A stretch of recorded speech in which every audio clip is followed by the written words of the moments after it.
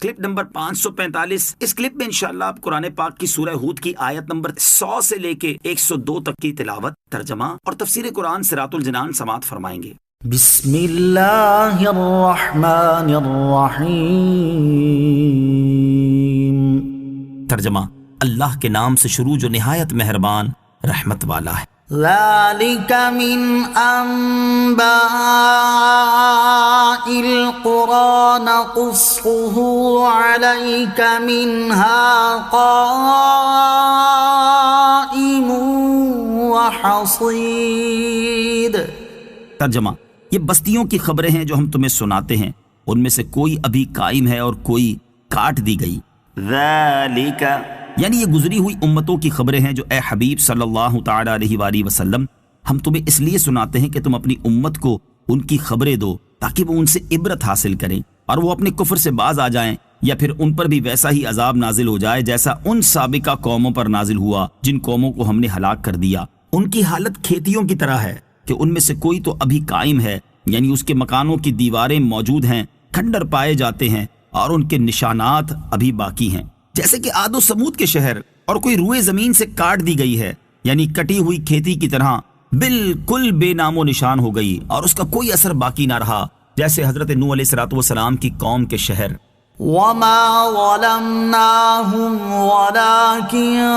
ظلموا أنفسهم فما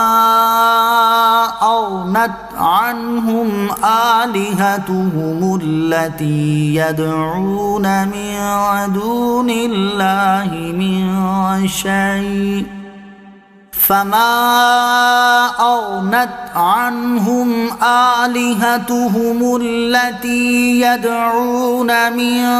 دون الله من شيء لما جاء أمر ربك وما زادوهم غير تتبيب۔ ترجمہ، اور ہم نے ان پر ظلم نہ کیا بلکہ خود انہوں نے اپنی جانوں پر ظلم کیا، تو اللہ کے سوا جن معبودوں کی عبادت کرتے ہیں وہ ان کے کچھ کام نہ آئے جب تیرے رب کا حکم آیا، اور انہوں نے ان کے نقصان میں ہی اضافہ کیا۔ وما ظلمناہم، اور ہم نے ان پر ظلم نہ کیا۔ اس آیت کا ایک معنی یہ ہے کہ ہم نے انہیں عذاب اور ہلاکت میں مبتلا کر کے ان پر ظلم نہیں کیا، بلکہ کفر اور گناہوں کا ارتکاب کر کے انہوں نے خود اپنی جانوں پر ظلم کیا۔ دوسرا معنی یہ ہے کہ کسی قوم پر اللہ تعالیٰ کی طرف سے عذاب نازل ہو تو وہ اللہ عز و جل کا ظلم نہیں بلکہ عدل اور انصاف ہے۔ اس کی وجہ یہ ہے کہ پہلے قوم کفر اور گناہوں میں مبتلا ہو کر اپنی جانوں پر ظلم کرتی ہے، پھر ان برے اعمال کی وجہ سے اپنے اوپر اس عذاب کو لازم کر لیتی ہے۔ وما زادوہم غیر تتبیب،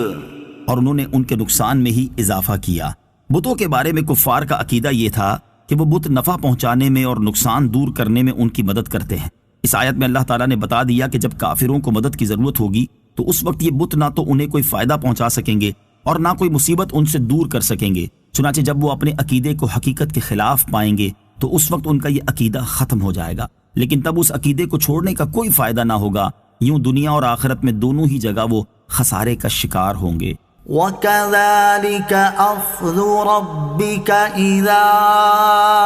أَخَذَ الْقُرَى وَهِيَ ظَالِمَةٌ إِنَّ أَخْذَهُ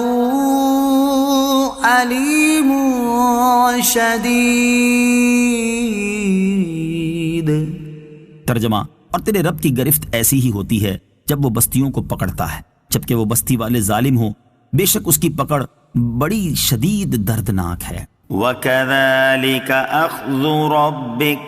اور تیرے رب کی گرفت ایسی ہی ہوتی ہے۔ اس سے پہلی آیات میں اللہ تعالیٰ نے اپنے حبیب علیہ السلام کو خبر دی کہ گزشتہ انبیاء کرام علیہ السلام کی امتوں نے جب اپنے رسولوں کی نافرمانی کی تو ان پر اللہ تعالیٰ کا ایسا عذاب نازل ہوا جس نے انہیں جڑ سے اکھاڑ کر رکھ دیا، اور چونکہ انہوں نے اپنی جانوں پر ظلم کیا تھا اس لیے دنیا میں ہی ان پر عذاب آیا، اور اس آیت میں یہ بیان فرمایا کہ وہ عذاب گزشتہ قوموں کے ساتھ ہی خاص نہیں تھا بلکہ اب بھی جو کوئی ان کی طرح ظلم کرے گا تو اس پر بھی ویسا ہی عذاب نازل ہوگا۔ ظالموں کو نصیحت۔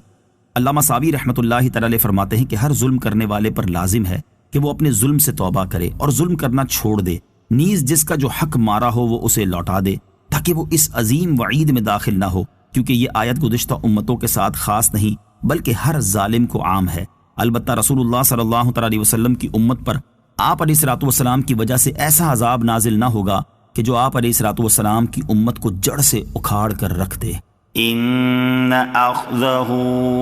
علیم شدید، بے شک اس کی پکڑ بڑی شدید دردناک ہے۔ حضرت ابو موسیٰ اشعری رضی اللہ تعالیٰ عنہ سے روایت ہے، حضور اقدس علیہ الصلوۃ والسلام نے فرمایا، بے شک اللہ تعالیٰ ظالم کو ڈھیل دیتا رہتا ہے، اور جب اس کی پکڑ فرما لیتا ہے تو پھر اسے مہلت نہیں دیتا۔ پھر آپ علیہ الصلوۃ والسلام نے یہ آیت تلاوت فرمائی، وَكَذَلِكَ أَخْذُ رَبِّكَ إِذَا أَخَذَ الْقُرَى وَهِيَ ظَالِمَةٌ إِنَّ أَخْذَهُ أَلِيمٌ شَدِيدٌ۔